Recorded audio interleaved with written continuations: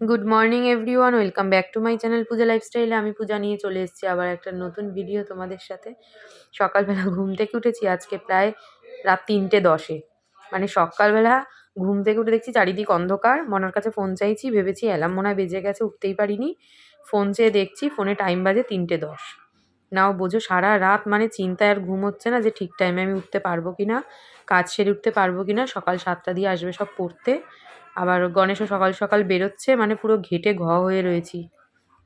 মাঝে মাঝে নিজের কথা নিজের ভাবলেই পাগল পাগল লাগে যে সারা রাত জেগেই কাটিয়ে দিচ্ছি চিন্তায়। ওদিকে ঘুমাচ্ছি 12টায়, ওদিকে 3টের সময় উঠে বসে আছি। যাই হোক, এতক্ষণে বেশ অনেকটাই কাজ সেরে নিতে পেরেছি। রুটি করা হয়ে গেছে, দেখলে বেগুন ভাজা বসিয়েছি, আরেকদিকে বসিয়েছি হলো ভাত। আজকে যেহেতু নিরামিষ, সব নিরামিষ রান্নাবান্নাই রয়েছে। আরেকদিকে ডাল বসিয়েছি।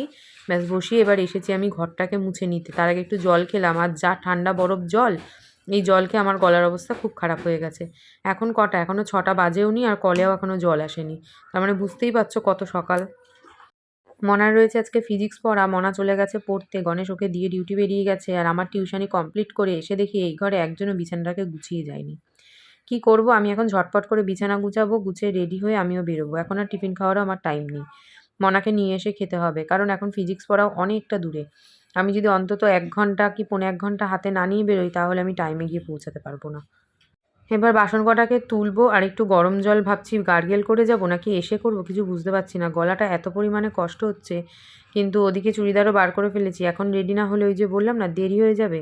এসে আবার স্নান পুজো, আজকে রাজ্যের কাজ রয়েছে। টিউশনি পড়িয়ে জাস্ট উঠেছি, উঠেই আমার মনে হচ্ছে কি এবার অস্থির অস্থির লাগছে, কতক্ষণে বেরোতে হবে। মানে বেরোতে হবে এটা ভেবেই আমার কান্না পাচ্ছে। সব খাবারের বাসন এভাবেই পড়ে রয়েছে, কি আর করা যাবে। এই যে মেয়ে দুধ খেয়ে গেছে, সেই কাপ কোনো রকমে এখন এই থালা দুটোকে একটু সরিয়ে নিলাম, কারণ কাজে চলে গেছে তো। ডাইনিংটা মুছে চলো এবার আমিও রেডি হব, হয়ে বেরোবো। না হলে প্রচুর জলদি জলদি রেডি হয়ে নিয়েছি, প্রচণ্ড দেরি হয়ে গেছে। মনার ছুটি, মানে আমার ওর ছুটির মিনিমাম 1 ঘন্টা আগে বেরাতে লাগে। এখন যেখানে ফিজিক্স পড়তে যায়, মানে স্যার একই আছে, কিন্তু ব্যাচটা চেঞ্জ হয়ে গেছে। ঠিক আছে, এবার ব্যাচ চেঞ্জ হওয়া মানে সেই ওটাও ম্যাথের মতন অতটা দূরে হয়ে গেছে। এটা তো 1 ঘন্টা আগে অন্তত মিনিমাম না বেরোলে পরে ভীষণ অসুবিধা। আর আজকে আমার 1 ঘন্টা, এখন আমি কখন গিয়ে পৌঁছাবো নিজেও জানি না। তো চলো ঝটপট বেরোই। ঠিক আছে, আমি পুরো রেডি হয়ে গেছি, প্রায় চলে এসেছি স্টেশনের কাছে। একসাথে লাইনে 4টে ট্রেন। ঠিক আছে, এই যদি মনা দেখতো, এক পাও নড়তো না, এখানেই দাঁড়িয়ে থাকতো। এত নয়েজ, এত পলিউশন, চুল চুল মাথা ঘষে লাভ নেই, সব মাথা সেই আঠাই হয়ে যাচ্ছে। মনাকে নিয়ে বাড়ি আসার পর মনাকে আগে গরম জল বসিয়ে দিয়েছি, বলেছি সরি আগে টিফিন খেয়েছি। মানে মনা টিফিন খেয়েছে, আমি খাইনি। আমি এই ফল কাটছি, একটু ফল খাবো। এখন আর টিফিন খাবো না, প্রায় 12:30 মতন বাজতেই যায়। এখন টিফিন খেলে আর পরে কি খাবো বলো। আর এমনিতেও আমি লাঞ্চ তাড়াতাড়ি করে ফেলি, যেহেতু সকালবেলা তাড়াতাড়ি উঠি, আবার বিকেলে পড়ানোও থাকে। আর এদিকে মনাকে একটা রুটি দিয়েছি, নাহলে ওর তো খুবই খিদে পেয়েছে না।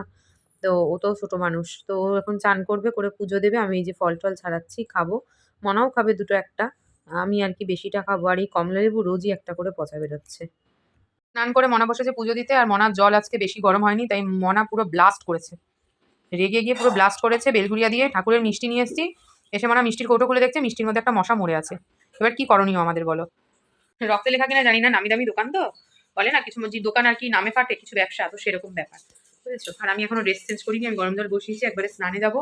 স্নান করে এসে আমি তো কিরকম কিছু খেলাম না, আমার খিদে খিদেও পাচ্ছে, প্রায় 12টা বেজে গেছে। তো চলো এখন স্নানে যাই, স্নান করে এসে খাবো, খুব জোর খিদে পাচ্ছে। আর ফোনটাকে চার্জে বসিয়ে স্নানে যাবো। গরম জল হয়ে গেছে। এই মা মুখে ফেস প্যাকই অ্যাপ্লাই করিনি, দেখো ফেস প্যাক বার করে রেখেছিলাম, কিন্তু হবে না এখন আর দেওয়া, কারণ গরম জল হয়ে গেছে। গরম জলকে ঠান্ডা করা যাবে না, তাহলে আবার গ্যাস পুড়বে অনেক। থাক, কালকে দেবো। সেই সোমবার ফেস প্যাক বানিয়ে মঙ্গল দিতে পারলাম না, বুধ দিতে পারলাম না, বৃহস্পতি পারলাম না, আজকে শুক্র, মানে 4 দিন আর দিতেই পারলাম না। ওটা আজকে সকালে বার করে রেখেছিলাম, যে ফ্রিজে যেহেতু রাখি ওটা তো ঠান্ডা হয়ে থাকে, ওটা মুখে দিলে পরে একটা ঠান্ডা লেগে যাবে, তো বার করে রেখেছিলাম, আমরা ঢুকিয়ে দিলাম। আমার প্রচন্ড গলা ব্যথা করছে, অত সকালে ঘুম থেকে উঠে কাজ করেছি সব জলের।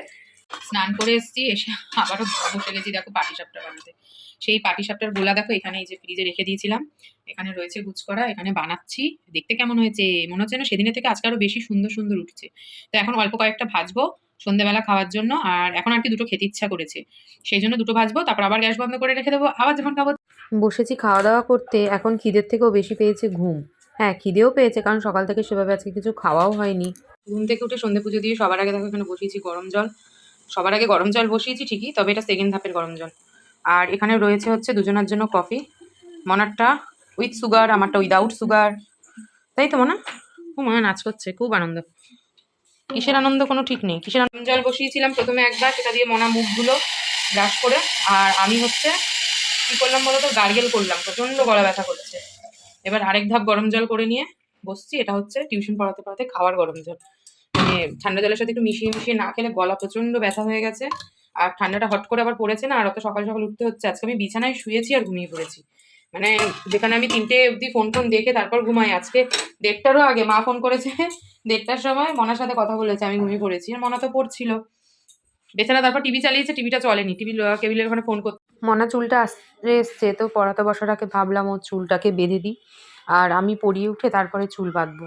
আর এদিকে পড়তে এক্ষুনি ঢুকবে ভেবে নিয়েছি, আর এদিকে পড়তেই আসেনি, মানে যে তাড়াতাড়ি আসে সে আসেনি, দেরি করে যারা আসে একটু তারা এসছে, পরে পড়িয়েছি। কিন্তু এত সকাল মানে এত তাড়াতাড়ি করে যে উঠলাম তার আর কোনো দাম নেই। এখানে দেখো একটা রসগোল্লাকে গরম বসিয়েছি, মাইক্রোওভেন না থাকলে যা হয় আর কি। আসলে এখানে মাইক্রোওভেনের কোনো প্লাগ করা নেই, তো যে কারণে মাইক্রোওভেন কিনবো ভাবলেও কেনা যাচ্ছে না। তো এই প্রসেসেই রসগোল্লা গরম করা হলো। গরম করার একটা কারণ হচ্ছে মনার পেটটা ভালো না। এবার পেট ভালো না থাকলে কি খেতে হয়, গরম রসগোল্লা। তো গণেশ সেদিন এনেছিল, খেয়েছে, কিন্তু আরেকটা রয়েছে, তো এখনো শরীরটা ভালো না, তাই জন্য বললাম যে আরেকটা রসগোল্লা আছে। তো ডিনার কমপ্লিট, ফ্রেশ হয়ে গেছি, আর শরীরটা ভীষণ খারাপ লাগছে, প্রচন্ড কাশি হচ্ছে। গার্গেল করলাম আবারও একবার, আজকে মানে 3বার থেকে 4বার করা হয়ে গেল। ওদিকে তো গরম জল করেছি খাওয়ার জন্য, গ্যাসের ওষুধ খাবো এখন। ফ্রেশ হয়ে নিয়েছি। ওদিকে মনারও শরীরটা ভালো না, গণেশ ওষুধ নিয়ে আসলো। ওষুধ না খেলে কমবে না, কারণ 4-5 দিন ধরে তো একই জিনিস চলছে ওর, পেটটা খালি মনে হচ্ছে কি ভার ভার হয়ে রয়েছে। ওষুধ নিয়ে আসলো। তো চলো আজকে দিনটা এখানেই শেষ করলাম। ভিডিওটা ভালো লাগলে প্রথম দিন শেষ অব্দি দেখো, লাইক কমেন্ট শেয়ার করো, আর চ্যানেলটাকে সাবস্ক্রাইব করতে কেউ ভুলো না। আজকের মতন টাকা, দেখা হবে একটা নতুন ভিডিওতে। সবাই ভালো থেকো আর সুস্থ থেকো। Good night.